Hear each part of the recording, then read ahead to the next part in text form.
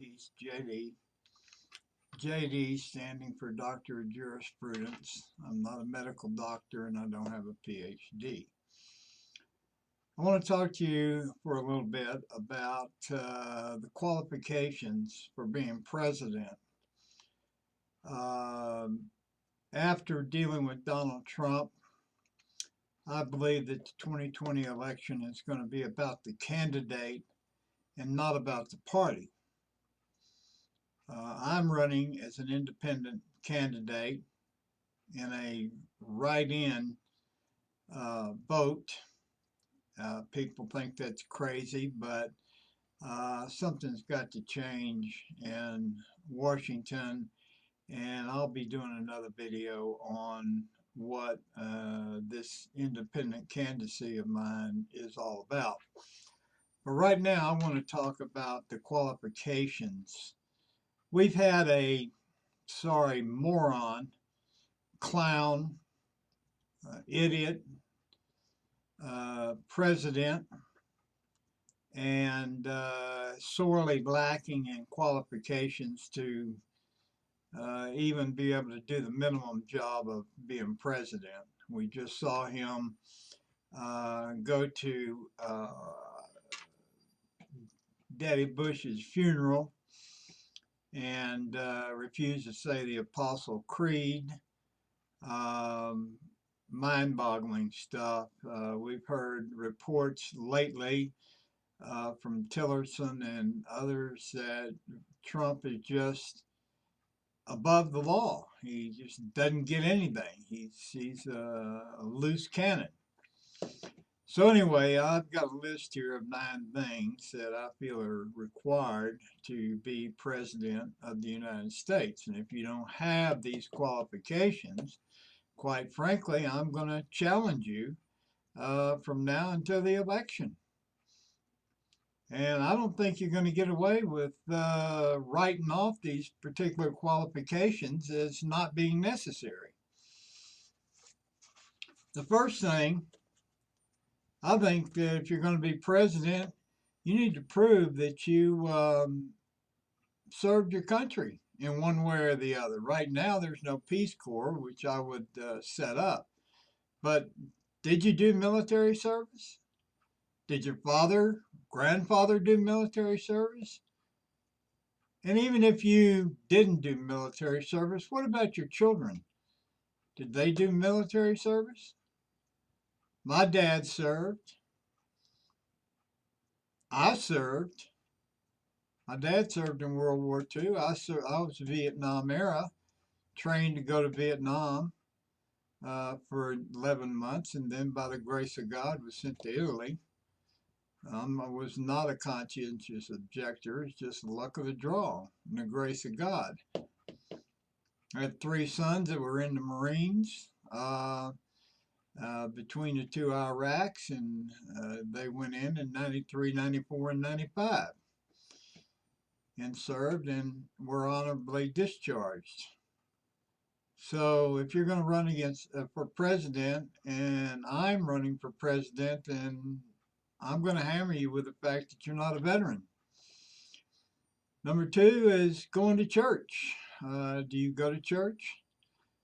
Trump, like most politicians, gives lip service to Christians and evangelicals, but he doesn't go to church. I mean, it's obvious when he didn't say the Apostle Creed that he's not a Christian.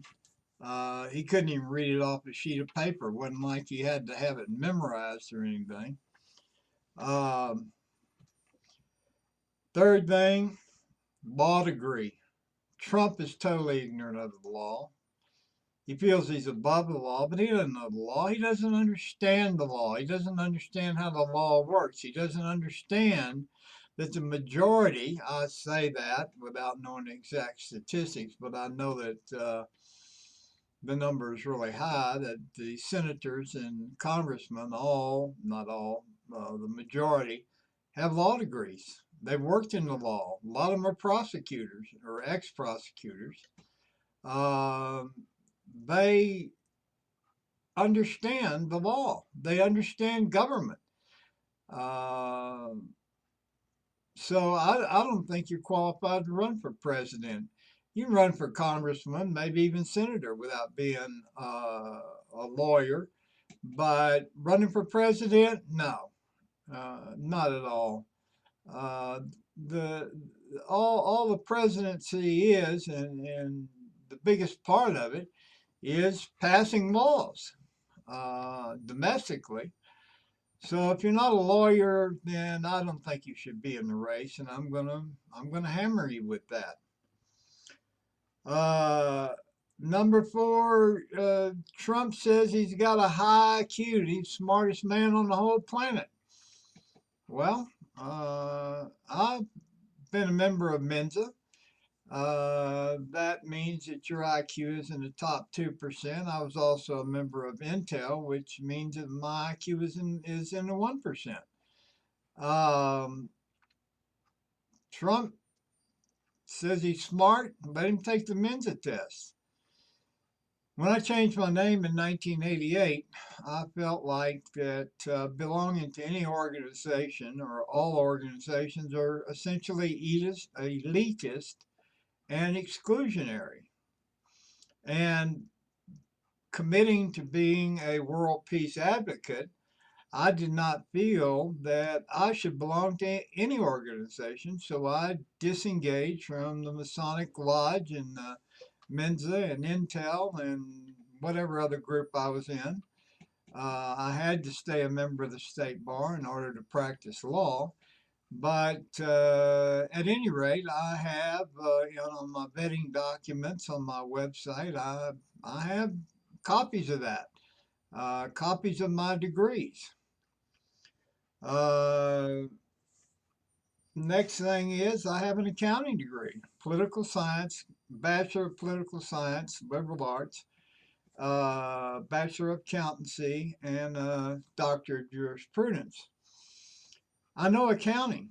I had an accounting business. In fact, in my business career, I started out in insurance, went into accounting, went into law, went into tax, went into web design. Those are the five major areas I worked in. And with the accounting and tax, uh, in the early 80s, I had a tax clientele of 1,200 clients.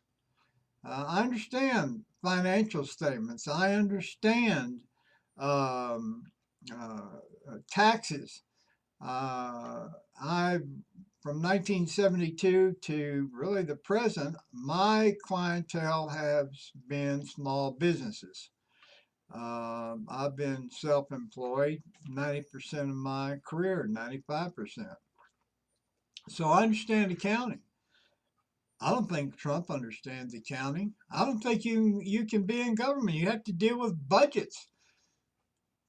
And speaking of which, I believe in a balanced budget. We're in trouble right now. We're way too far in debt. And Trump made the smart aleck remark the other day that, hey, if the economy tanks because of debt, he won't be president. In other words, it's going to take that long in his mind before everything comes back to haunt Americans for the decisions that have been made uh, over the last years. The other thing is insurance. I have also insurance credentials. I have a CLU, Chartered Life Underwriter, and a Chartered Property and Casualty Underwriter, CPCU. Very few people have those. I spent 7 years in the insurance business. You have to have 5 years of experience and 30 hours of college for college hour equivalent to get a CLU, and same thing with a CPCU. So I understand insurance. The most important issue right now is Obamacare, health insurance. Nobody's got those. I can guarantee there's nobody going to run for president that has that experience that I have. So again, I'm I'm setting a standard here. If you don't have those credentials, well, it's not as bad as not being a veteran or not having a law degree, but it's still significant when voters are trying to decide who's most qualified to be president. Um, I also have a commitment and an understanding. I've been John WorldPeace for 30 years. I'm a world peace advocate, and but I'm not a pacifist. And so in foreign policy, that's all that's about is world peace. And there's nobody else that's going to be running for president that has a commitment. And I've got a webpage, johnworldpeacejd.com. There's almost 8,000 pages on there, on that website, and links to pages. Nobody's got those qualifications as to what is going to bring peace. And I'm not just talking about stopping nuclear weapons. I'm talking about the conflict that's going on across the world, the economic conflicts. Who's looked into that?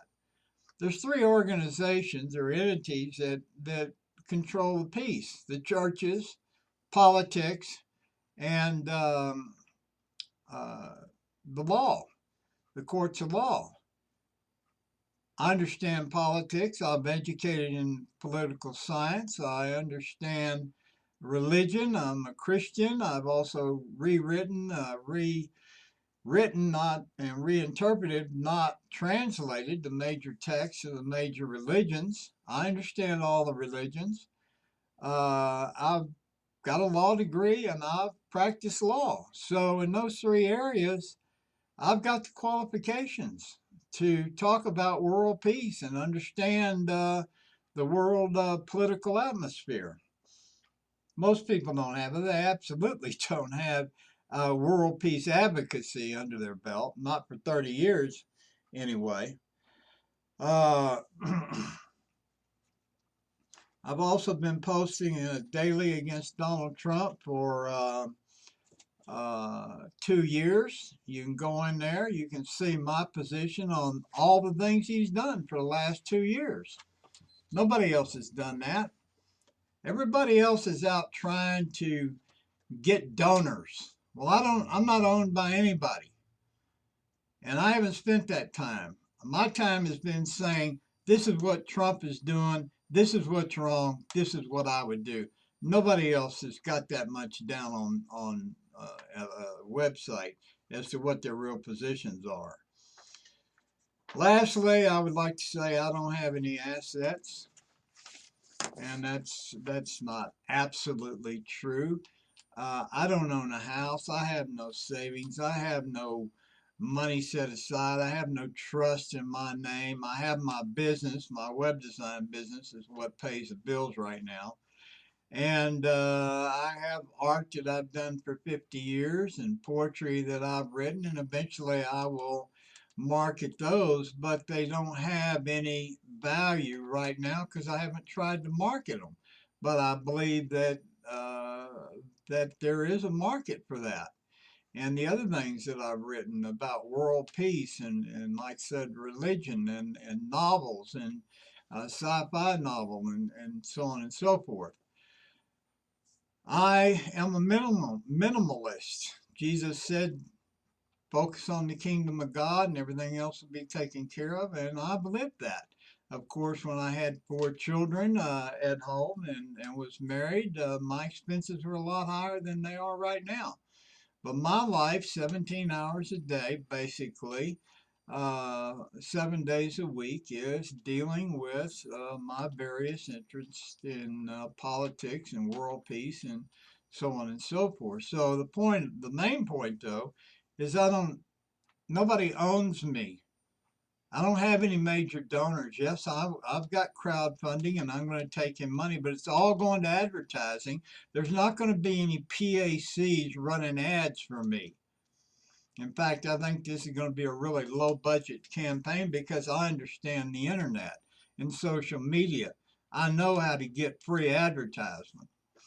So nobody owns me, parties don't own me, and I think that's important in being a candidate for president.